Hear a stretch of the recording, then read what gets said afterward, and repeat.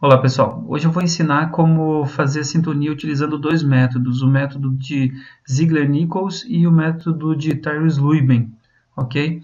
Então aqui eu já tenho um sisteminha montado no Scilab, que é o software que eu estou utilizando para fazer simulações. Muito interessante é que o Scilab é um software livre, então ele é uma alternativa ao MATLAB que é pago, né? Você precisa montar o seu sistema, isso daqui eu posso ensinar em outra videoaula.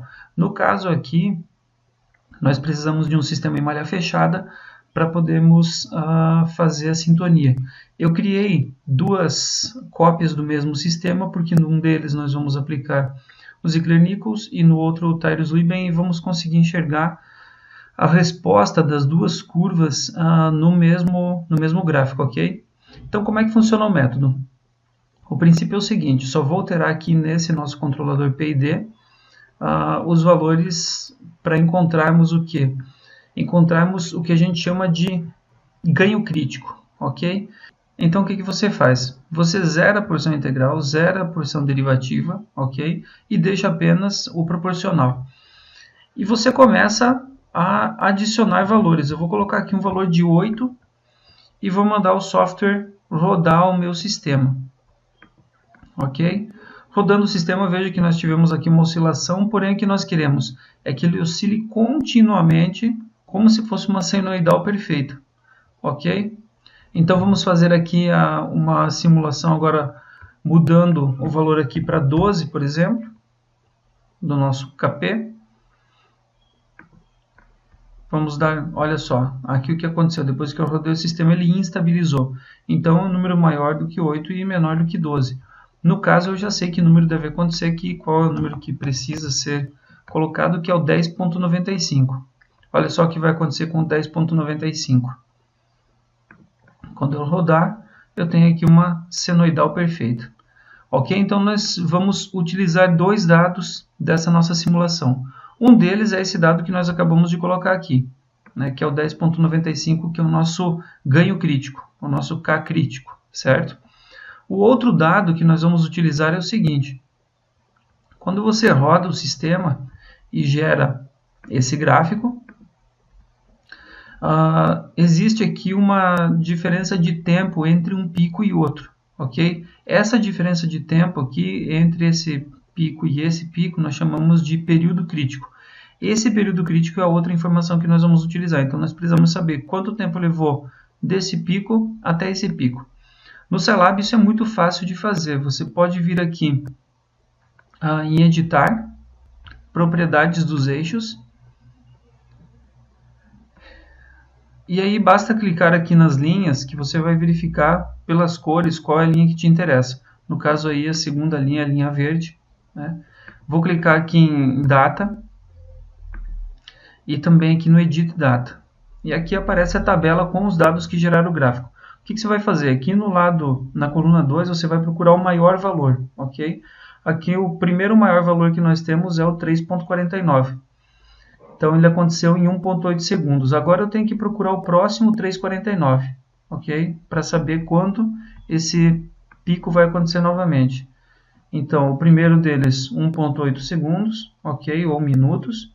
E o próximo aconteceu no 4. Então esse 4 menos 1.8 é que é o nosso período crítico. 4 menos 1.8 nós teremos aí 2.2 segundos ou 2.2 minutos, qual for a unidade de tempo. Tá certo? Então, esse 2.2 é que nós vamos utilizar também para o cálculo da sintonia. Como é que nós vamos fazer a sintonia? Eu já preparei uma planilha Excel, então eu só vou anotar aqui os valores 2.2 para o nosso período crítico e 10.95 para o nosso K crítico, nosso ganho crítico, ok? Muito bem, pessoal, como é que nós vamos calcular então os parâmetros a partir das tabelas de Ziegler-Nichols e Tyrus-Leuben? Olha só, nós temos o nosso KP crítico, o nosso período crítico. Aqui ele aparece como KCU e como PU, ok? Período crítico e o ganho crítico. Então, eu já montei duas tabelinhas aqui no Excel para facilitar o nosso cálculo, né? Tanto do Ziegler-Nichols quanto do Tyrus-Leuben. Olha só, o KP crítico multiplicado por 0,6 vai resultar no nosso KP do nosso controlador PID, tá certo? O que é o nosso tau I? é justamente o período crítico por 2. Então, está aqui, período crítico dividido por 2, tá certo? O que é o nosso tal D? Tal D é período crítico dividido por 8. Então, período crítico dividido por 8, está aqui o resultado. Tá certo? Calculamos o tal I, calculamos o tal D e calculamos também o KP. Só que lá no software ele pede para nós a porção integral e a porção derivativa. O que é a porção integral e derivativa? Olha só. A porção derivativa é o tal D vezes o KC e a porção integral é o KC dividido por tal I. Tá certo? Então aqui, a parte integral nós vamos fazer o seguinte, nós vamos pegar o nosso KC, ou aqui está aparecendo como KP, né? E vamos dividir pelo tal I que nós tínhamos aqui. Então, nós temos aí 5,97 de resultado. O que é a parte derivativa? É o KC que multiplica o tal D. Então, olha só, vamos pegar o KC, multiplicar pelo tal D e teremos aí a nossa porção derivativa. Para o Tyrus-Leuben, o procedimento é exatamente o mesmo, porém, aqui nós temos outros valores das constantes, ok? Então, é 0,45 o K crítico, 2,2 o período crítico e o período crítico dividido por 6,3 para calcular o KP, o tal I e o tal D. Aí o procedimento para o integral e para o derivativo é o mesmo. No integral você divide o teu KP pelo tal I e no derivativo você multiplica o tal D pelo KP para obter a porção derivativa. Esses dados aqui que nós vamos usar lá na nossa sintonia. Então vamos voltar lá para o Scilab, ok? Temos aqui a nossa simulação, então olha só, no controlador PID, o que nós vamos usar de proporcional, integral e derivativo? Se for o Ziegler-Nichols, no caso, que é o que nós vamos colocar aqui primeiro, olha só, 6,57 o KP, 5,97 o tal I e 1,81 a porção derivativa. Então tá, 6,57 o KP, vamos anotar. Então, 6,57. Veja que o Scilab ele não aceita vírgula, tá? Tem que ser 6,57. Vamos colocar aqui a parte integral, 5,97273, colocar com todas as casas decimais. E o derivativo, 1,80675, ok? Esse aqui então para o Ziegler-Nichols, que é o nosso primeiro sisteminha aqui.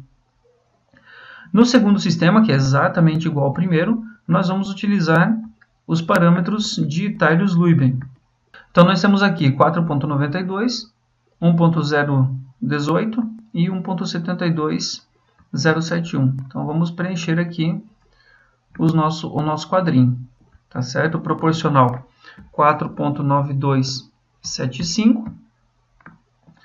A porção integral é 1,01808 e a parte derivativa 1,72071, tá certo?